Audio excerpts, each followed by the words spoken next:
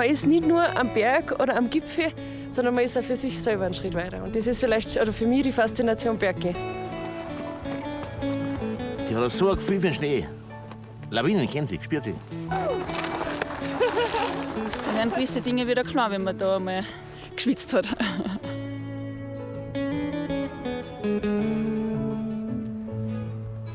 Liebe Zuschauer, Servus bei Bergauf, Bergab. Auf dem Gipfel, auf den wir Sie heute mitnehmen wollen, da ist es im Moment minus 10,5 Grad kalt. Der Luftdruck beträgt 675,5 Millibar und der Wind weht mit 16,3 Metern pro Sekunde.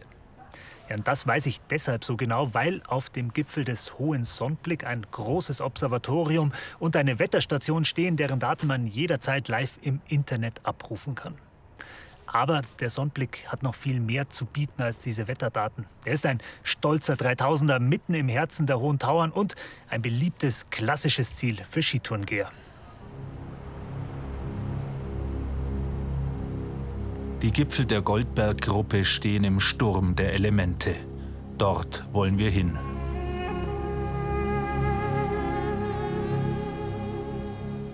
Ein magisch anmutendes Massiv bildet das Zentrum. Der Berg mit dem markanten Mittelpfeiler ist der Hohe Sonnblick.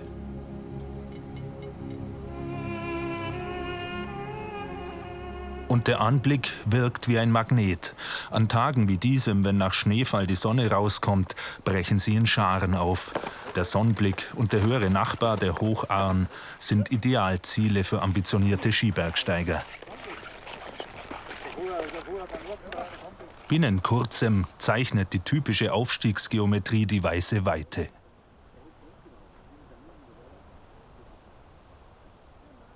Wie ein Dom erhebt sich der Sonnblick über das Raurisser Tal. Der Aufstieg beginnt am Naturfreundehaus, dem früheren Haupthaus im Goldgräberdorf am Talschluss von Rauris. Die Atmosphäre des alpinen Bergbaus früherer Zeiten ist spürbar in dem Ort mit dem nur schwer erklärbaren archaischen Namen Kolm-Saigurn. Für diese Etappe mit 1600 Höhenmetern haben wir zwei lebhafte junge Damen dabei, die Schwestern Monika und Caroline, beide aus Rauris und vertraut mit dieser urwüchsigen, rauen Umgebung.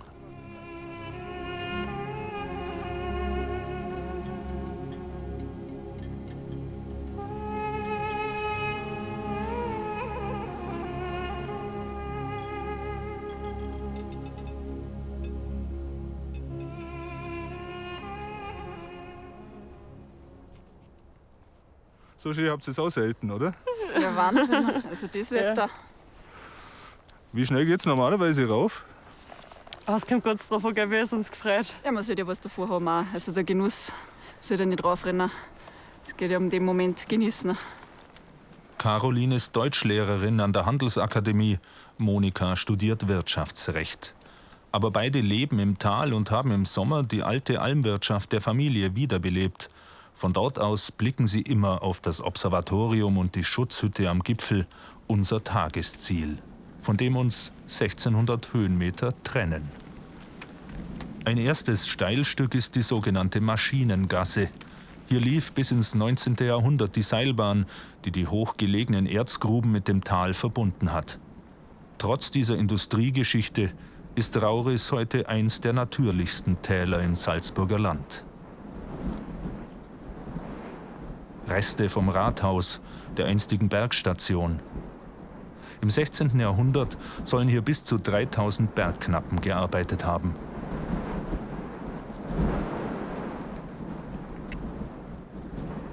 Wenn man jetzt denkt, es ist ein wunderschönes Wetter, haben wir heute. Der Wind hat ein bisschen aufgefrischt, wie hart dass die Bedingungen im Endeffekt gleich wären. Es ist aber nur ein Wind und der und da im 19. und im 16. Jahrhundert Gold abbaut. Es ist eine körperliche, extrem starke Arbeit.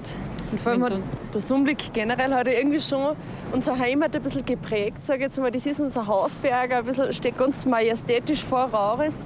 Und wenn man dann das erste Mal vor die Ruinen, wie sie es heute sind, und weiß, da haben ganz viele Leute herum gearbeitet, gewohnt und eigentlich ihr Leben verbracht, weil ein Bergknappe ist durchschnittlich 40 Jahre alt geworden und war sozusagen von der Ausbildung bis zum Ende da herum.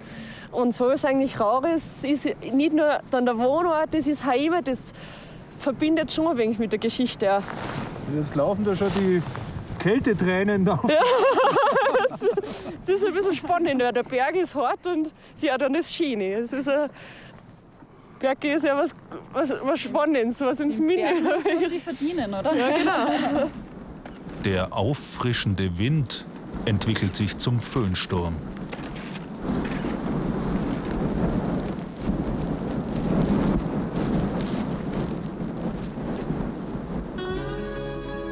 Auf der Rückseite wird das Gelände am Sonnblick weitläufig und bietet keinerlei Schutz.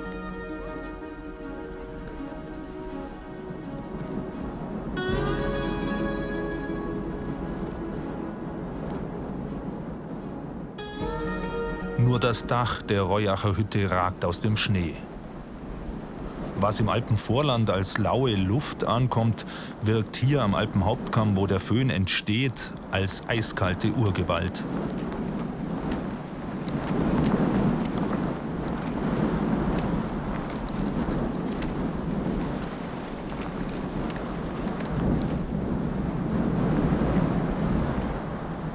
Und die beiden Rauriserinnen zeigen ihre Wetterhärte, inzwischen hoch über dem Gletscherbecken, in das der Wind Formationen aus Dünen und Wellen gezeichnet hat.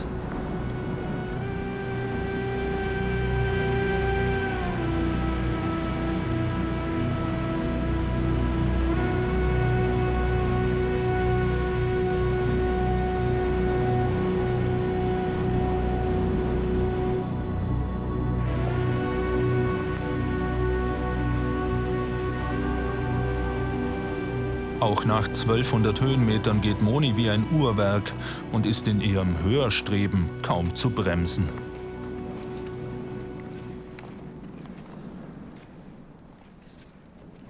Wie viel Mal? 10 Mal oder so habe ich dir gesagt, du sollst bitte ein bisschen langsamer gehen. Jetzt haben wir es noch nicht fast geschafft.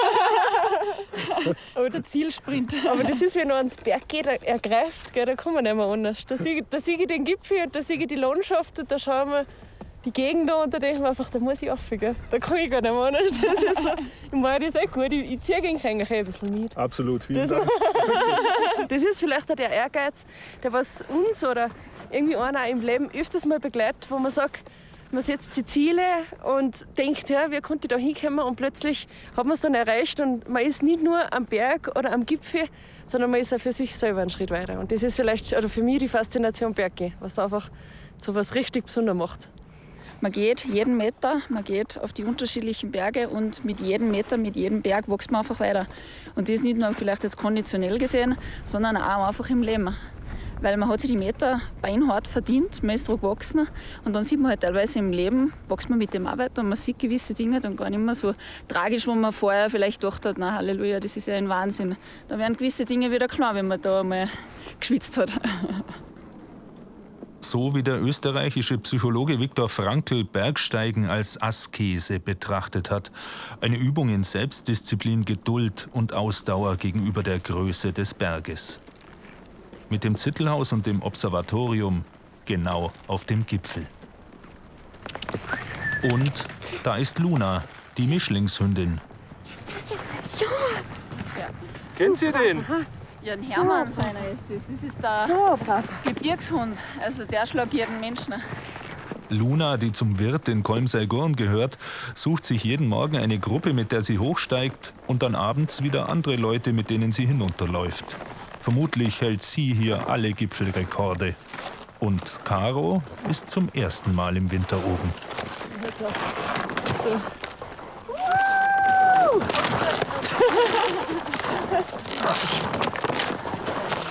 Haben wir es geschafft. Sagenhaft, gratuliere. Voll stark. Vielen Dank. Super seid ihr. Einen echten Säuferschnaps von der Mama von der Alm. Ja, wenn dann was Gescheites.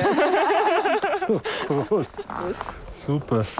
So gehört sich's hier. Merci. Prost.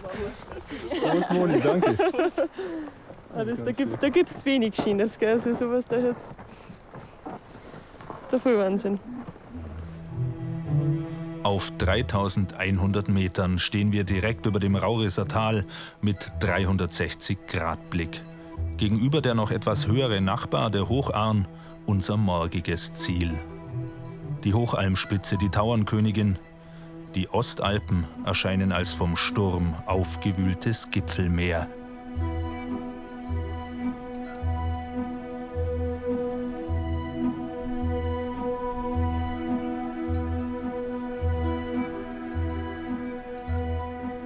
Im Norden der Dachstein und der Watzmann. Dann ist etwas passiert. Auf der Abfahrt über den Gletscher ist eine polnische Bergsteigerin im windgepressten Harsch schwer gestürzt. Der Rettungshubschrauber ist sofort zur Stelle.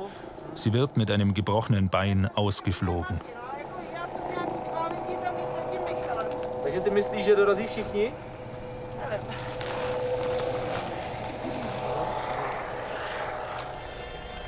Der Abend legt sich über die Hochalmspitze und die Bergketten in den Südalpen.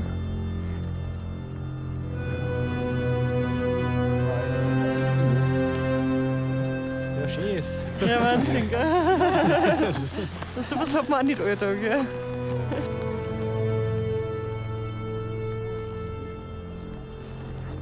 Während der nahe Großglockner das letzte Licht einfängt, müht sich noch eine letzte Gestalt zum Gipfel hinauf. Der Rass Ludwig, der Wetterwart, kommt 2 Stunden nach dem Unfall vom Rettungseinsatz zurück. Ist gut ausgegangen. Da sind genau ein Unterschenkel losgebrochen. Und heutzutage ist das super. Hubschrauber kommt, holt sie innerhalb einer halben Stunde und fertig ist die Sache. Ja, du hast trotzdem gleich runter müssen. Ja, koordinieren ein bisschen oder was, dann passt das schon.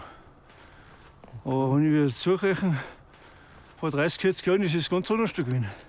Da müssen Acker schnappen und dann die ganzen Leute liefern. Dann kehrt draußen vollkommene Ruhe ein.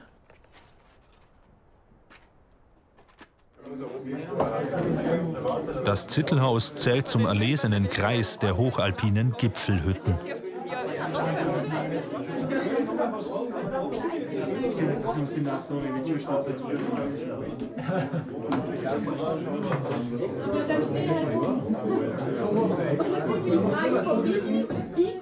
Der Platz hier ist begrenzt und nur ein schmaler Durchgang führt hinüber ins Wetterobservatorium.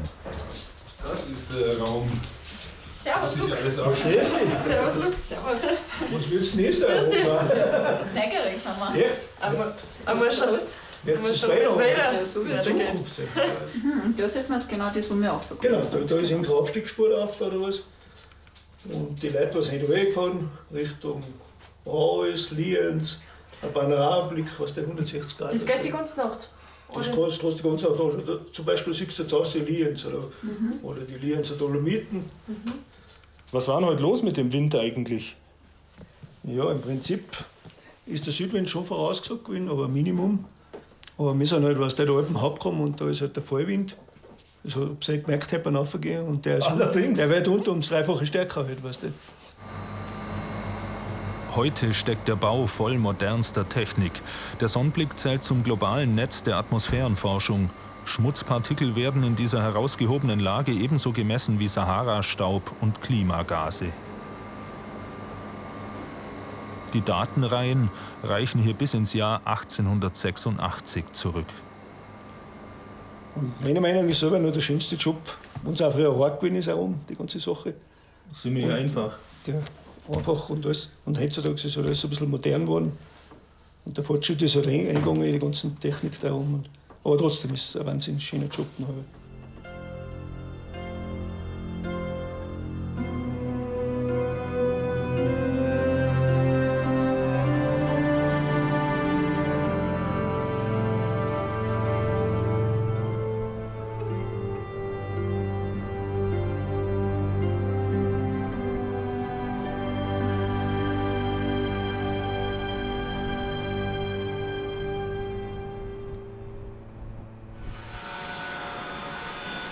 Während die Wetterdaten automatisch ins Netz gefunkt werden, prüft Ludwig Rass jeden Morgen die einwandfreie Funktion aller Geräte, die voll dem Wetter ausgesetzt sind.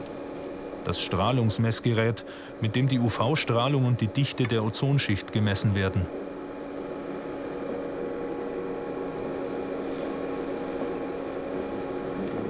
Sonnenstrahlung und Sonnenscheindauer werden erfasst. Den Wetterbericht zeigt uns heute der Blick vor die Tür. Der Föhn hat sich gelegt und nicht nur um den einzigartigen Tagesanbruch an höchster Stelle auszukosten, starten wir langsam. Der Weiterweg zum Hocharn beginnt mit einer ruppig harschen Abfahrt hinein ins Spurenmeer vom Vortag.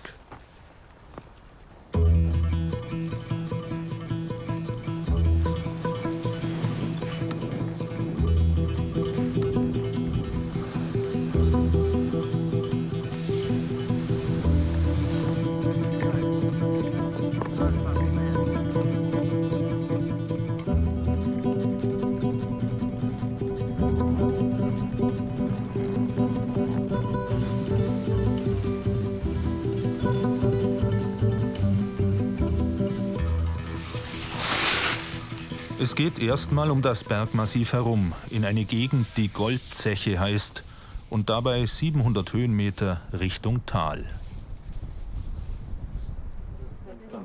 Unten am Naturfreundehaus ist Luna wie jeden Morgen auf der Suche nach den geeigneten Leuten, die sie auf den Berg begleiten will.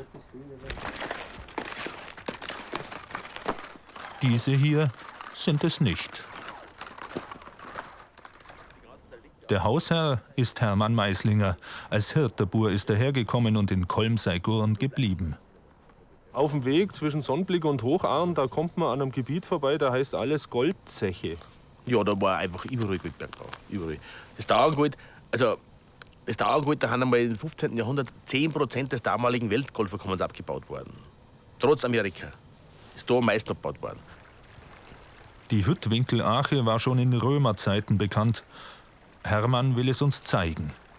Er schüttet eine vorbereitete Mischung in die Schüssel. Und man sieht, dass er Übung hat.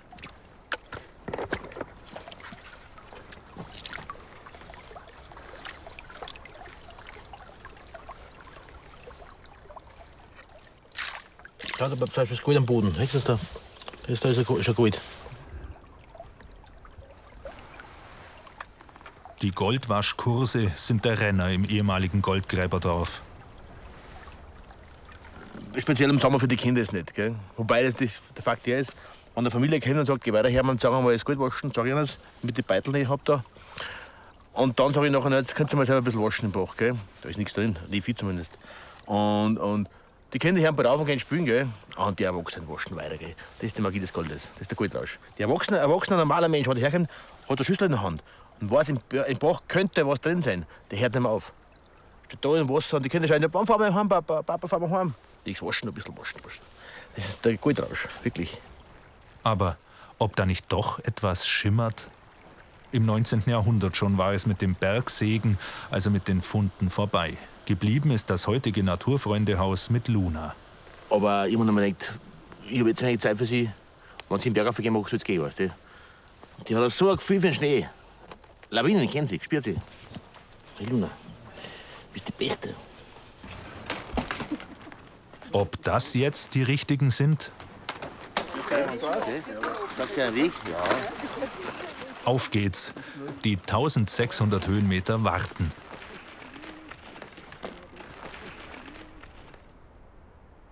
Das goldene Tal der Alpen nutzt seine Geschichte für den sanften Tourismus. Denn nach der vorindustriellen Erschließung durch den Bergbau ist das Raurisser Tal geblieben, wie es war. Ein Hochgebirgstal, an dem viele Entwicklungssünden anderer Bergtäler vorübergegangen sind. Die rustikale Architektur der alten Höfe und Städel erzählt noch vom Leben hart an den Elementargewalten der Hochgebirgsnatur.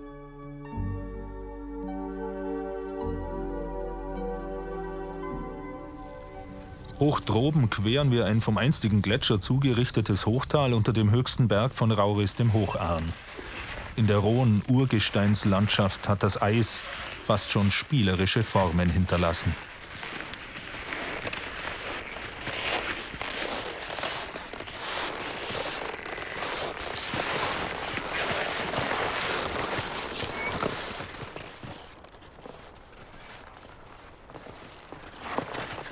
...800 Höhenmeter sind es noch zum Gipfel.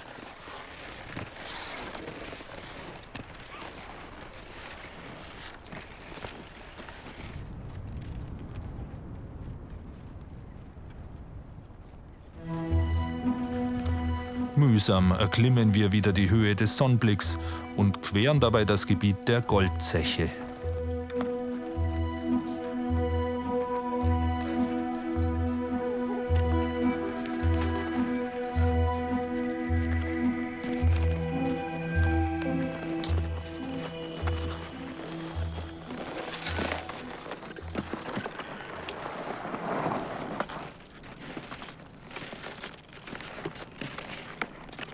Dann öffnet sich auf einen Schlag wieder der Blick über die gesamten Ostalpen und hinunter ins Raurisser Tal. Wow. Schön habt ihr es da oben.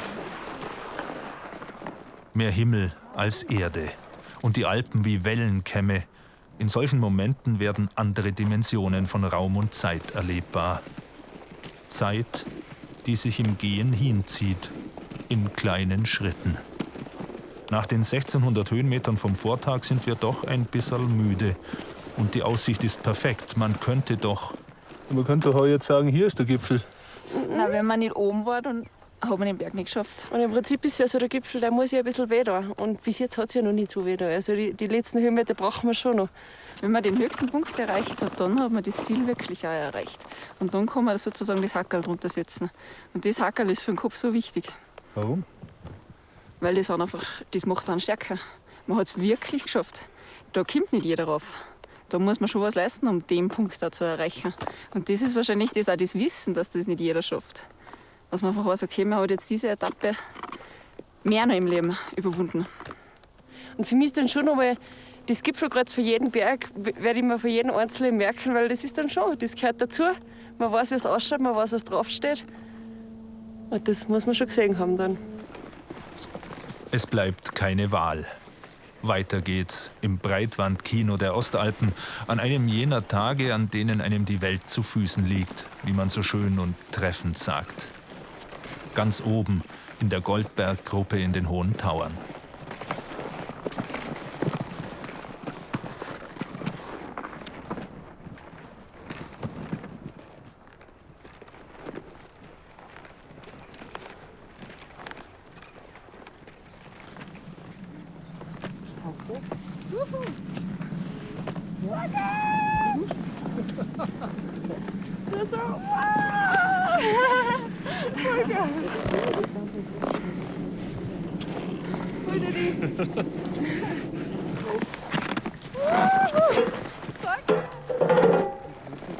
Der erste Weg führt die beiden zum Gipfelbuch.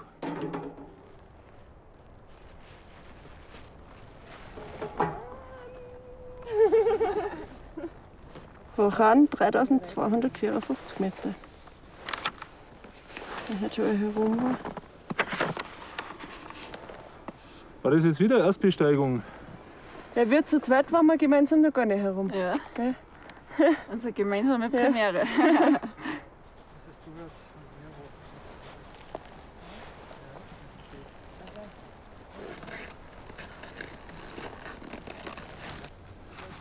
Dann den Moment stillstehen lassen. Das eigene Fühlen und Denken ausdehnen in die Weite.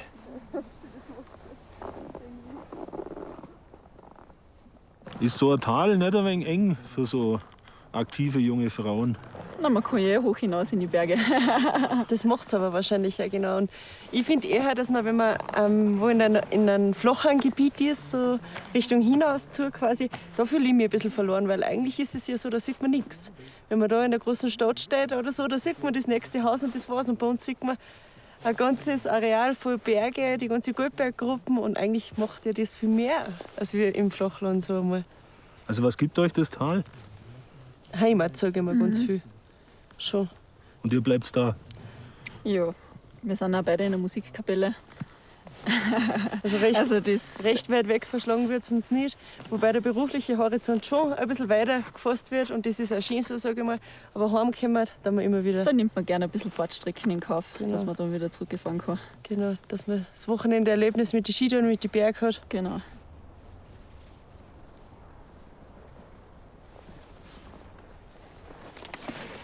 (1700 Höhenmeter Abfahrt liegen vor uns. Überhänge mit schier unbegrenzter Ausdehnung.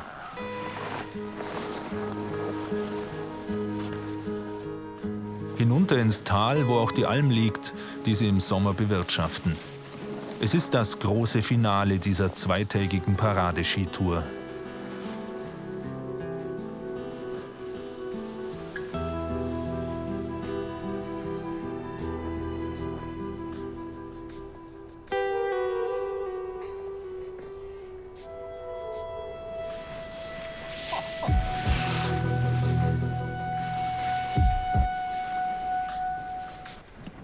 Auch wenn die vielen Gipfelstürmer vom Vortag einen ziemlichen Acker hinterlassen haben.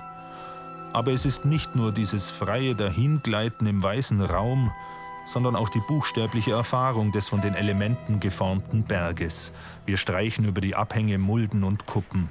Und wir finden noch unsere Sonntagsplatzerl.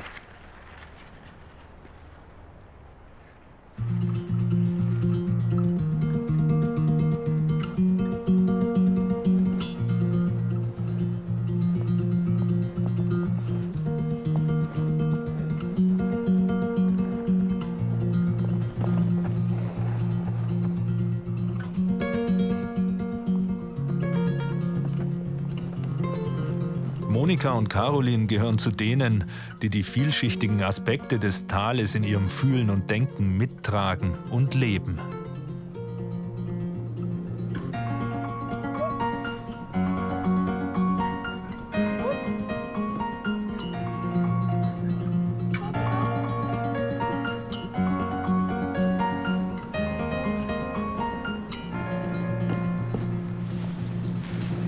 Ein goldglänzender Wintertag.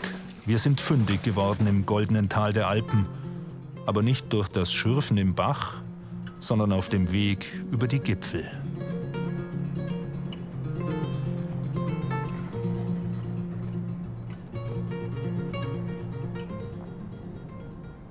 Richtig gut Skifahren, das konnte und das kann man heuer nicht nur am Hohensonnblick, sondern fast überall in den Alpen. Gehen Sie raus und genießen Sie ihn, den Winter in den Bergen. Vielen Dank fürs Zuschauen und bis zum nächsten Mal.